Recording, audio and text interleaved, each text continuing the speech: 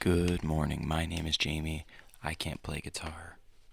This is the daily hangout for July 11th, 2023. We're hanging out, we're watching videos, and this is our good excuse to play guitar for about 30 minutes every day, so thanks for hanging out with us. We are in the middle of watching FD Signifier's video about anime. It's called Is Anime Good? So what we're going to do is just switch over to that screen and go. That's pretty much what we're doing today. We're going to watch the rest of the video. It's about a half hour. Waiting for my son to wake up because I got to take him to his grandparents today before I go to work. Got a lot done. I'm coffeeed up. Been up since 3, so I'm good to go. I've got my video up for the day on our channel that I work on called Love in the Dumpster. If you want to check that out, YouTube, Love in the Dumpster. Subscribe, hit the bell notification because we upload every single day dumpster diving videos. You can go dumpster diving with us, but right now you're going to come with me on a trip to Anime Land. Just a quick recap: anime power fantasies. If you're not an anime watcher, a lot of animes revolved around the male adolescent and the male in general, and their struggle with wanting to be powerful, wanting to be masculine, and the dichotomy of caring about family and all that kind of stuff. So right now FD is in the middle talking about anime power fantasies. This section is called Anime Power Fantasies Deconstructed. If you do want to watch the rest of the video, we're at 51:47 when we're jumping in, so you can go back and watch the beginning when we're done. Make sure to subscribe to FD Signifier and give this video a like and a watch on your own time so he gets the genuine views from everybody. Anyway, let's begin. Others, which is how power is often depicted to boys. The value of power for Goku is that it provides him with a never-exhausting opportunity to better himself for the sole purpose of that bringing him joy. And it does give him the ability to protect those that he loves and cares about. And I think this is ideal because it doesn't always look like this in shonen anime. Many shonen anime characters do definitely protect others with their powers, whether earned or unearned, which is good. But what has always bothered me is that so many of these stories present the concept of strength and power as valuable in and of itself. For example, going back to Mob Psycho, Mob has a little brother named Ritsu, and Ritsu is envious of his older brother's power and wants power just like him. The complex he develops from this envy makes him harm himself, makes him harm others, and puts himself in danger on multiple occasions. Then when he gets the power, it makes him reckless and make worse decisions. After all of that, having that power doesn't fix the problem he actually has. The problem for Ritsu wasn't a lack of power, it was a lack of processing the issue he has with his brother. And the show illustrates this, which is what makes it so good, but so many shows just have the main character get powerful and then all of their problems go away. In the shonen anime, you'll see these characters grow in terms of power, and it's the attainment of power that somehow resolves whatever problem that they face that spurred them to want to get stronger in the first place. What that comes down to is a question of what kind of expectations does this character create? I wouldn't say I'm in love with Goku as a character or anything and that I don't find him that interesting, but to me, what's cool about Goku isn't that he's strong, it's that he trains. You know, when I think of Goku, the first thing I think of is him doing backflips in the anti-gravity chamber on the way to Namek. And moments like him turning Super Saiyan, they are powerful because of the path that has brought him there. Yeah. So say you want to compare that to something like Sword Art Online. They have in-world explanations for why Kirito is powerful. The appeal of the character is he's powerful. You know, the appeal is he's right there, and I know I'm going to say that, and there's going to be a million people who are like, well, actually, it's this reason, this reason, this reason. But when you're watching Kirito, are you watching him learn to become powerful, or are you watching him become powerful? Which does he spend 90% of his time doing? So you have all these shows where the main character is mentally, socially, or spiritually ostracized. They're victims of bullying. They're victims of abuse. They're orphans. They're ostracized from their communities and villages. And they say to these characters in the story, through the story's themes, that you know what'll automatically fix this? If you just get stronger. And this is really bad. What a lot of these shows do is draw a through line between the pain and trauma that these main characters experience directly to how they attain power, if they go about attaining it through any effort at all. Somewhere along the line, it became cool for boys and men to be completely personified by the fact that they're in pain. I think it's tied to the fact that for men, certain emotions are taboo. Anger and lust are pretty much the only safe spaces for a lot of boys and men to funnel all of their emotions to. Being damaged in some way gives a man an excuse to be more than just an angry, fighting fuck monster.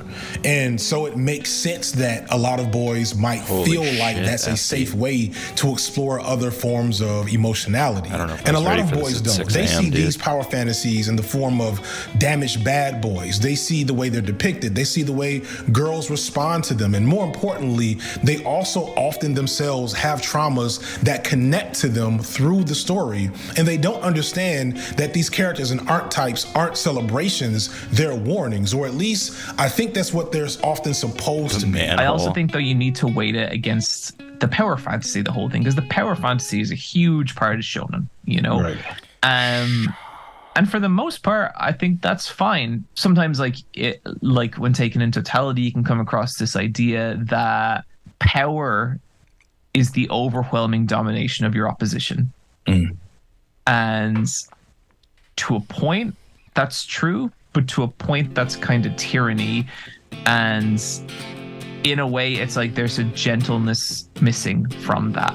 To fully examine this, I'm going to discuss probably, to me, the biggest failure in all of media's recent history of depicting the damaged, broody hero archetype as being way too awesome for its own good and being completely misunderstood by a large chunk of the people consuming the media. This is a guy that I've hated on publicly multiple times and talked about in numerous pieces of content, but here's where I fully get into why I have a problem with this character in particular. So let's go ahead and get ready to break down everyone's favorite sexy fascist icon, Eren Yeager from Attack on Titan. I don't know who that from is. Tennessee.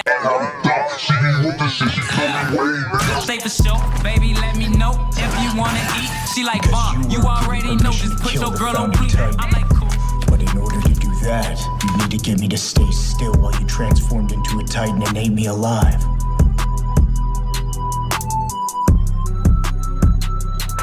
I'm going to spend a lot of time shit talking Eren, but also at the same time explaining that he's an incredibly cool and awesome character in most of the ways that he's presented in the show, which is really the main problem that I have with them. It makes it impossible to strike the appropriate balance between critique and admiration. Eren is a horrible person that does horrible things, but he looks so cool doing it, and his story and behavior is so entertaining and awesome that it leads a lot of people to unironically cling to this character's behavior despite the fact that he is awful in so many ways. So to balance this out, I've actually gotten the help of an expert to roast Eren as I talk about him, and I want to introduce everybody to the very talented Ro Ramlin. Hey FD, so glad you're talking about the involuntary celibacy afflicted reanimated corpse of a TikTok e-boy from 2019.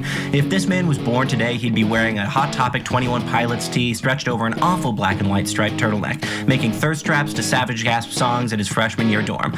But all things considered, I'm glad that we get to wax philosophical over this exterminationist manic panic hair model. This man is 14 years old, tweaking off one Anthony Jeselnik special and half a chapter of Nietzsche. He's got that Redditor philosophy, play stupid games, win stupid prizes build. The first non-white man to truly embrace white boy winter. He's also compulsively down horrendous. It's in his DNA to be a horny failure. Sequence his genome and you'll find the zero play gene. Imagine getting family zoned by the only woman you love. Bummer.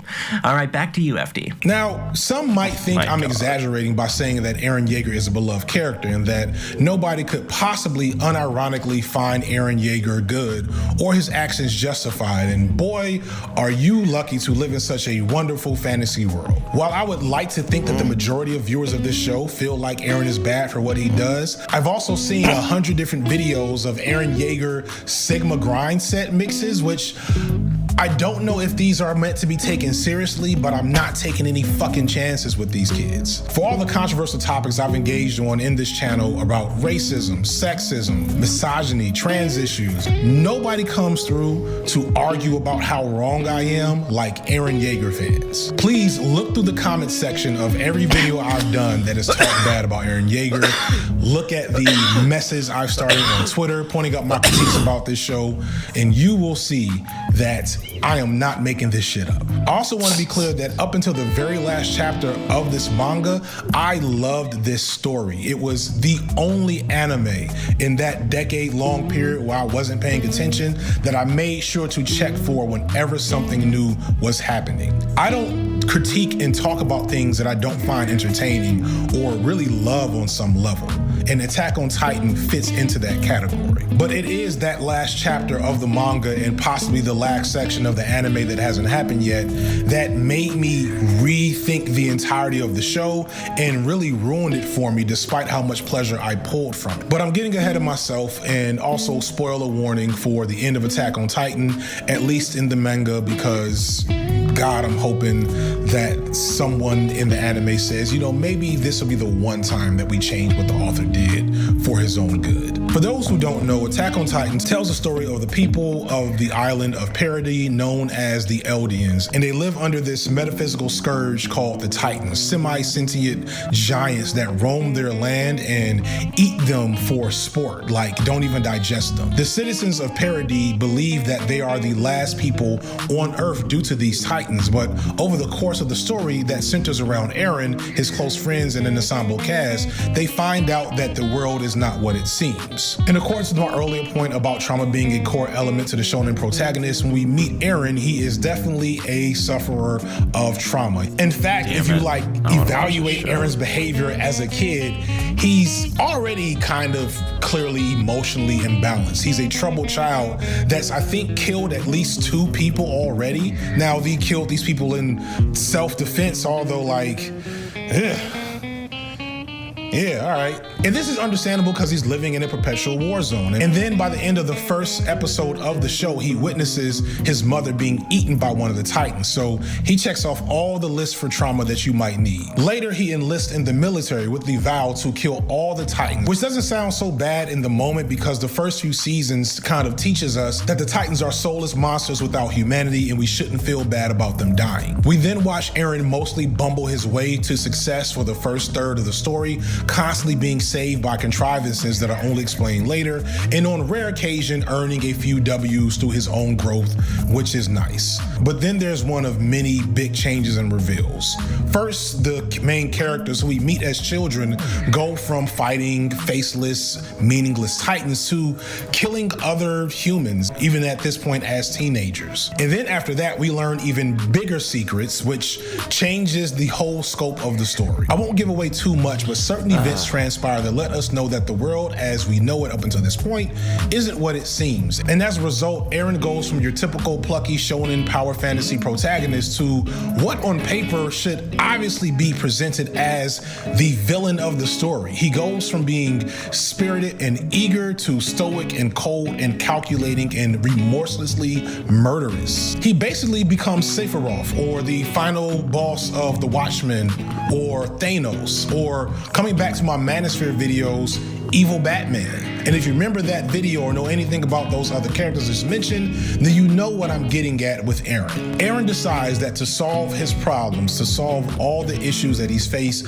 up from the beginning of the story, and to save his friends, he's going to murder the rest of the world. Unlike all of those other characters, except for Thanos, kinda, Eren is completely successful. And the response to his success, the global genocide that killed nearly 80% of the world's population, is ambiguous. People will try to argue that it's not ambiguous at all, but I think those people are just full of shit. It's clearly ambiguous, or there wouldn't be this much of an argument. I don't want to get into that particular argument because that's not what I'm talking about him for in this video. But for the sake of argument, I'll leave some videos in the description that go further into that issue. My real problem here isn't just that I found the ending to be problematic and concerning and on a lot of levels maybe even stupid, My problem and reason for talking about Eren once again is that he made this global genocide look cool in the process,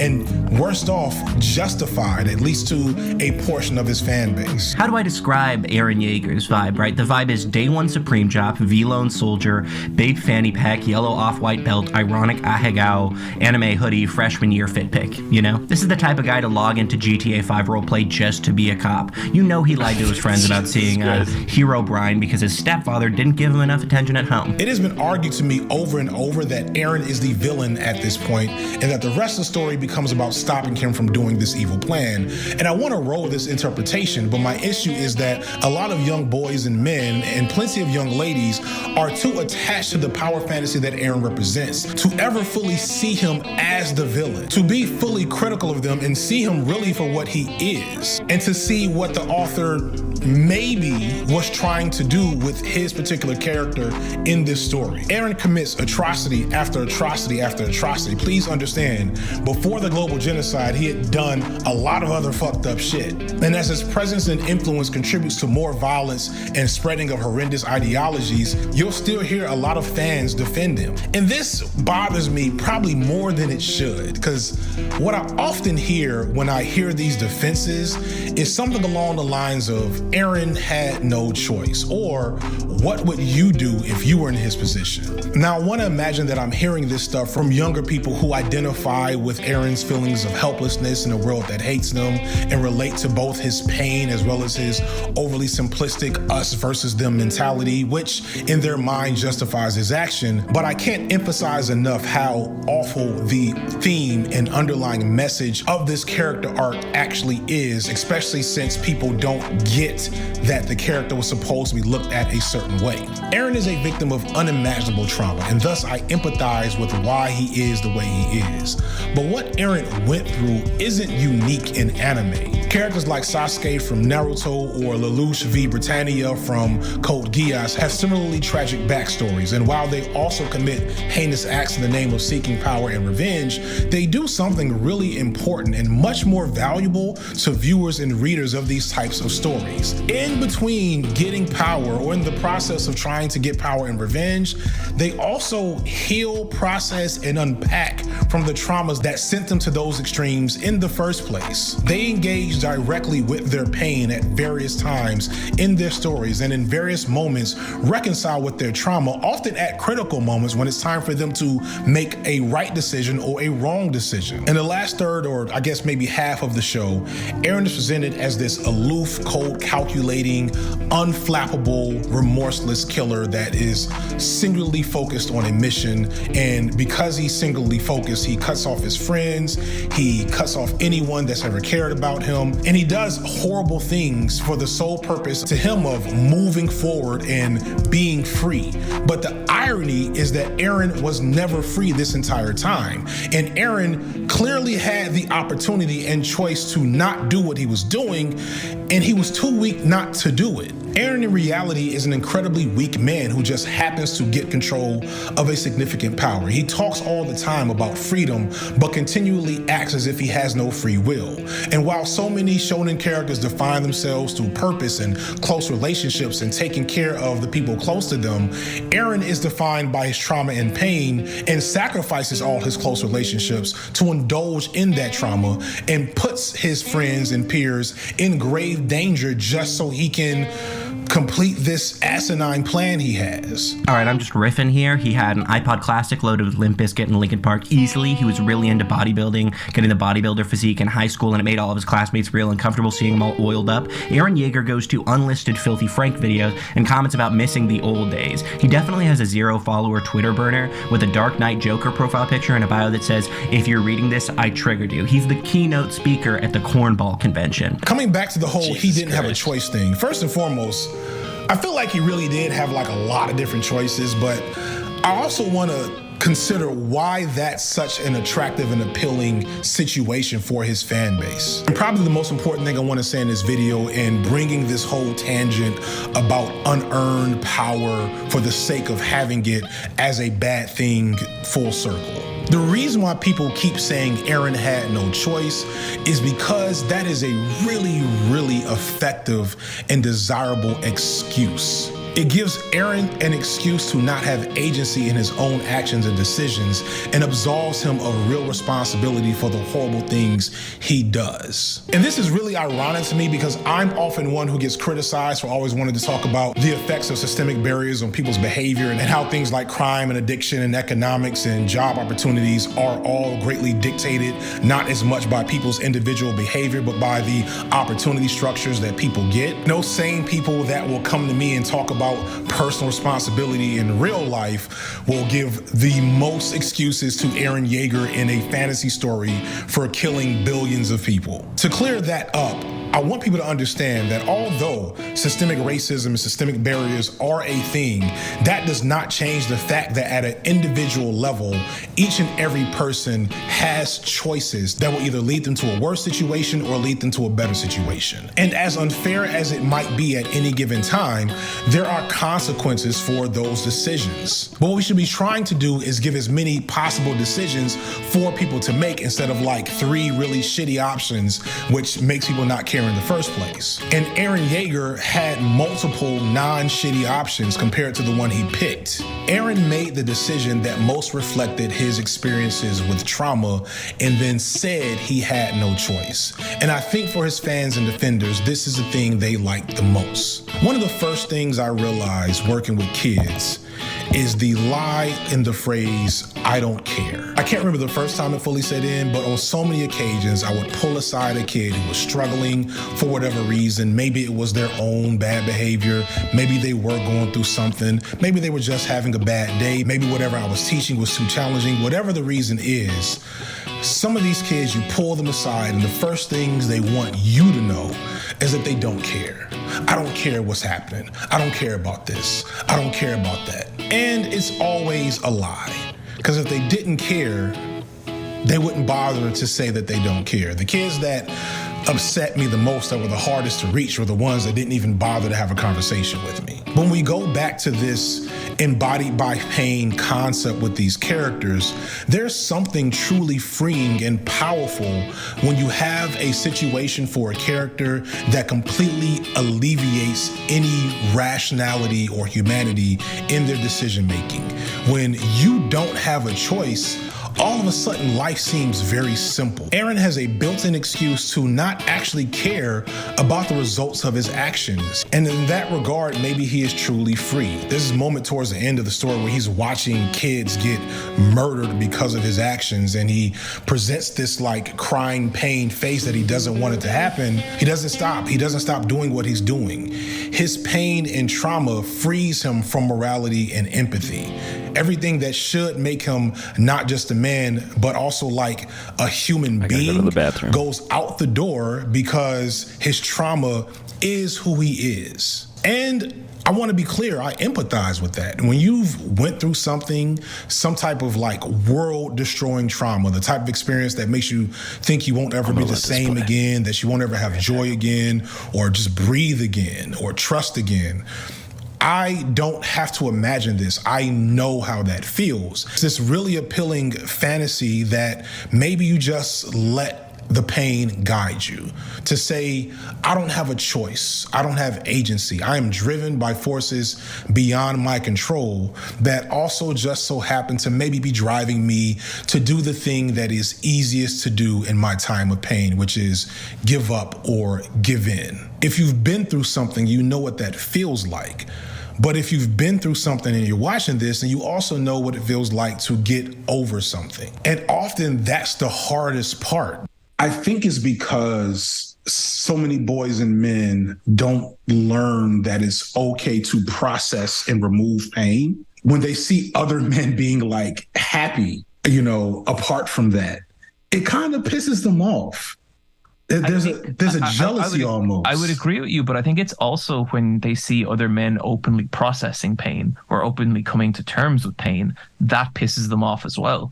Yeah, because it's like they feel like we're breaking a rule that they're not allowed to break.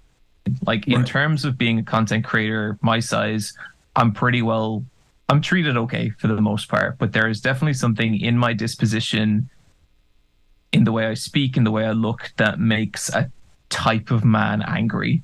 And I don't know.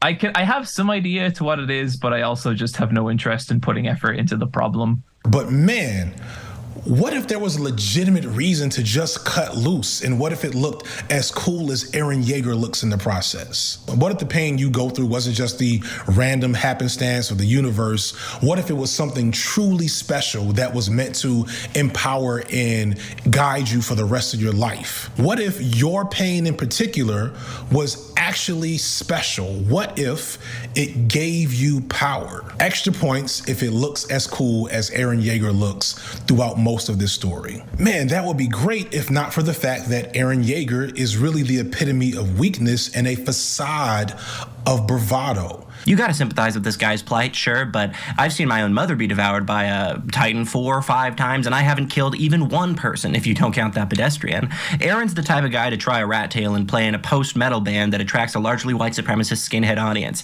He'd overuse the dying rose emoji and really gun for XXXTentacion's legacy post-death, while also being very racist about other rap. He looks gayer than me, and I look very gay. If you're straight and you laughed at that, you're going to jail for life. That's all I got. Sorry, nothing else. And despite the ambiguity of other aspects of this story's morality, like one thing that pisses me off the most about Eren Yeager stands is that the author clearly shows to us in the very end who Eren Yeager truly is. In the last moments of the last chapter, they revert Eren back to being a little boy, and we see him crying and whining and confused about his behavior, taking absolutely no agency or responsibility, saying that he doesn't know why he did what he did. All that edgy, deluded, tough guy nonsense was not real. The truth is, Eren Yeager just gave up when he realized the truth of what was happening around him. And the irony is that for a section of the fan base, that last chapter was bad for a lot of different reasons. But for one portion of the fan base, they hated that they took the cool Chad Sigma Eren and turned him into the virgin, what do you all call it? The virgin cuck. Much like older trash protagonists, Eren Yeager doesn't challenge his fans, he babies them. This time emotionally. Where the only reasonable behavior is this bizarre, absurdist, nihilistic edgelord act of looking cool and having no friends and not caring about your future, but also like doing everything you need to do to secure your future. This aloof, damaged man-child yapping about being a real man or being his own man through stoicism and not caring about other people because all he cares about is the thing he wants to do, shouting over and over that the world is cold and you can only count on yourself. And then next thing you know, it'll be like the grind set thing again with primal workouts and Bitcoin. If Eren Yeager was real, he'd probably be on a panel with Andrew Tate. In fact, I think Eren Yeager is basically Sneeko. And as we see with Andrew Tate and Sneeko, our media has a really bad habit of making self-destructive, emotionally stunted, sociopathic men look cool and edgy and sexy. And in some cases in real life, these types of monsters are physically attractive. But to a T, those real life examples of self-indulgent edgelords are almost always fucking goofy dorks. Dorks that even just semi-well-adjusted people don't really want to be around. They're emotionally stunted humans who haven't tried or sadly maybe just haven't had the opportunity to get their shit together. Because even though I'm shit-talking Andrew Tate and Sneeko, if you look at some videos I've done in the past, I've explained exactly how and why both of them ended up in the mind state that they're in. And I empathize with how hard it is to recover from any trauma, but I want to point out that if you are in the Eren did nothing wrong train, if you're allowing the excuse of trauma to guide and define someone's bad behavior in perpetuity because they look cool, you may think you look like this, but you probably look more like this.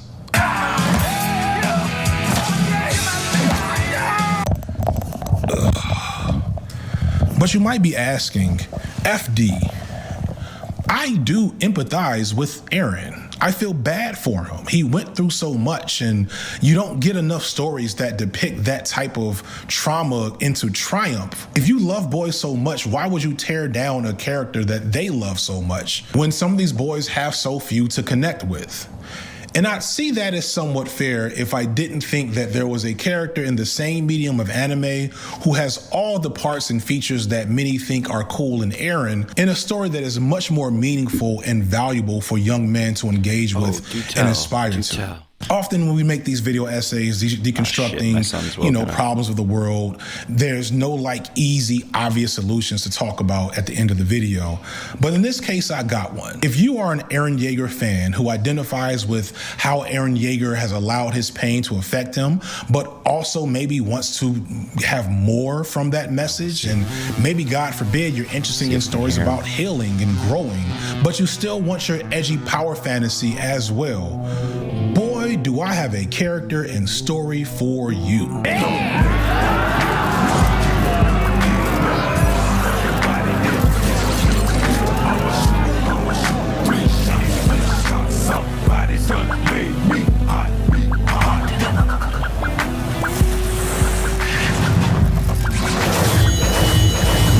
Berserk started in 1989, and I was 7.